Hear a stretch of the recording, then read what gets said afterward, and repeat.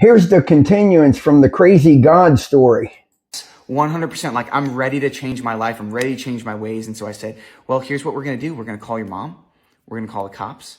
And then we're going to call that person you stole the car from.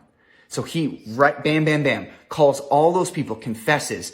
Luckily, the cops have no police report. The mom's crying, and the person who he stole the car from is like totally gracious about it and like lets him off the hook. So now he's off the hook, and now he's just like, I can't believe this is happening. Like, what do I do now? How do I follow Jesus?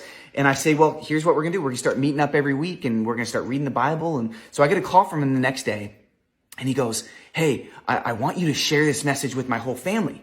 I'm like, dude, I'd love to. So he invites me over for dinner at his family's house, and I'm expecting it to be like this small group of people, but I walk in the door, it's his Mexican family, and I'm talking dozens of people. Like, music's pumping. There are people sitting on the floor, sitting on couches, sitting on, like, everywhere. There's dozens coming to hear me, this like young youth pastor, talk about Jesus.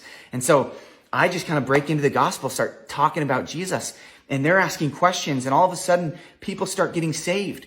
His brother gets saved, and him and his brother are now like on this team together, like on this mission, calling me and saying, Ryan, like, we're going to go downtown and we're going to start sharing Jesus with people. And they just start sharing the gospel. And all of a sudden there's this movement through his family, all because this kid came from this really bad, broken situation where he made some mistakes. But that's amazing. That's the amazing part of the gospel, is Jesus can use the most hopeless and broken situations. He can use our mistakes in order to bring about life even into our family. And so we need to recognize that God wants to use what was intended for evil for good.